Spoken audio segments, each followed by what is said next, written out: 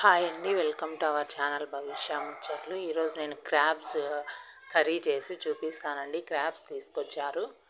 Crabs బాగా అవి cut చేసి క్లీన్ చేసి ఇచ్చారండి వాళ్ళే మొత్తము. దానిలో కొంచెం ఉప్పు వేసుకొని మనం మళ్ళీ ఒక 2-3 సార్లు క్లీన్ చేసుకున్నామంటే వాసన లేకుండా నీట్గా బాగుంటాయండి. ఒక 2 స్పూన్లు ఉప్పు వేసుకొని కొద్దిగా పసుపు వేసుకోవాలండి.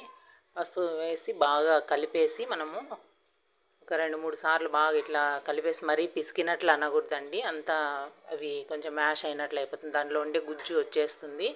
అట్లా మనము ఒక 2-3 సార్లు అలా అన్నామంటే కలిసిపోతుంది. ఉప్పు పసుపు పట్టిందంటే ఏదైనా నీసు వాసన ఉన్నా కూడా లేకుండా ఉంటుంది, బాగుంటుంది. చూడండి, ఆ విధంగా క్లీన్ చేసుకొని వాటర్ వేసేసుకొని క్లీన్ చేసుకోవాలండి. ఇప్పుడు అట్లా పట్టి చేసుకొని ఒక 5 నిమిషాలు అలానే ఉంచేద్దాము. ఉంచేసిన తర్వాత మళ్ళీ బాగా 2-3 సార్లు నీళ్లు వేసేసుకొని క్లీన్ చేసుకున్నామంటే బాగా నీట్గా వచ్చేస్తాయండి. అలాంటి తోకలు ఉంటాయి, వాళ్ళు క్లీన్ చేసినా కూడా కొన్ని అలానే ఉన్నాయి, అవి కట్ చేసేసుకున్నాను. చూడండి, చేత్తో అట్లా అన్నామంటే తునిగిపోతున్నాయి, ఈజీగా వచ్చేస్తున్నాయి, కట్ అయ్యి వచ్చేస్తున్నాయి. క్లీన్ చేశారు, అయినా కూడా కొన్నిటికి అలానే ఉంచేశారు. అవి కూడా తీసేసుకున్నాను. ఇప్పుడు ఒక 2-3 సార్లు మరీ గట్టిగా కలపకుండా లైట్గా అట్లా అన్నట్లు అనేసి తీసేసుకుందామండి. చూడండి, వైట్గా వచ్చేసినాయి బాగా.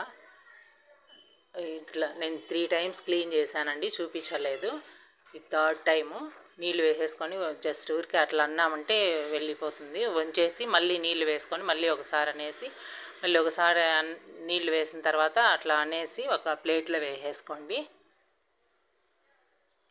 చూడండి, కలర్ చేంజ్ అయిపోయినాయి క్లీన్ చేసిన తర్వాత, వైట్గా వచ్చేసింది. చాలా బాగుంటుందండి, హెల్త్కి కూడా చాలా మంచిది. మనకు దొరికినప్పుడు తెచ్చుకొని ట్రై చేయడం మంచిది. ఇక్కడ 2 టైమ్స్ వెళ్ళారు, దొరకలేదు, ఇప్పుడు ఉన్నాయి.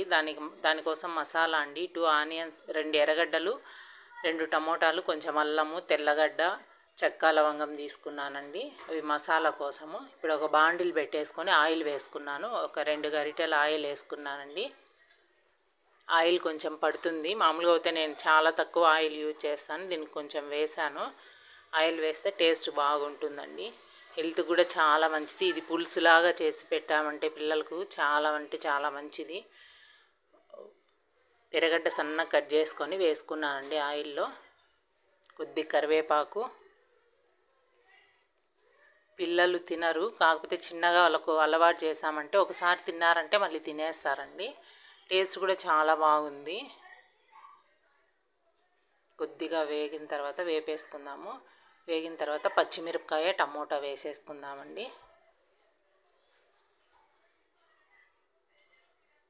ఇలా వేయడం వల్ల మనకు కొంచెం గ్రేవీ లాగా వస్తుంది, కలుపుకొని తినడానికి. కొద్దిగా ఉప్పు వేసుకున్నాను, ఉప్పు వేస్తే తొందరగా మగ్గిపోతుందండి. బాగా కలిపేసుకుందాము.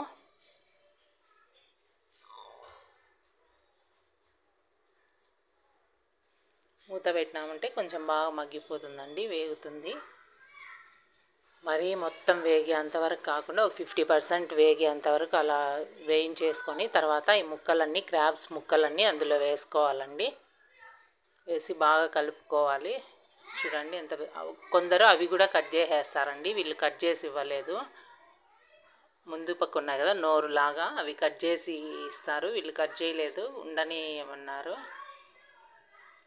ఇవి కూడా వేసి ఆ నూనెలోనే, ఆ తిరగమాతలోనే బాగా వేయించుకోవాలండి. నీళ్ళలాగా వచ్చి నీళ్ళు వచ్చి దాంట్లో ఇంకిపోయేంత వరకు వేయించుకోవాలి, ఎందుకంటే వాసన లేకుండా ఉంటుంది, చాలా బాగుంటుంది, గ్రేవీ కూడా టేస్ట్ ఉంటుంది.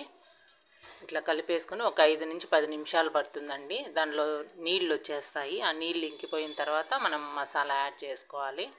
మూత పెట్టేసుకుంటే కొద్దిసేపు దానిలో ఉండే వాటర్ అంతా వస్తుంది, అంతలోపు మనం మసాలా ప్రిపేర్ చేసుకుందామండి. కొంచెం ఎండు కొబ్బరి, చెక్క, లవంగము, మనం మటన్కి ఎలా వేసుకుంటామో సేమ్ అలాగే వేసుకుంటామండి మసాలా. ఒక తెల్లగడ్డ తీసుకున్నాను, టమోటా, ఎర్రగడ్డ, అల్లం తీసుకున్నాను. చూడండి, నీళ్ళన్నీ ఇంకిపోయాయి, నీళ్ళు వచ్చిన తర్వాత నీళ్ళు ఇంకిపోయాయి. ఆ విధంగా వస్తే మనకు బాగుంటుంది, స్మెల్ లేకుండా ఉంటుంది, టేస్ట్ కూడా చాలా బాగుంటుందండి. ఇప్పుడు అది యాడ్ చేసుకుందాం, మసాలా వేసుకుందాము.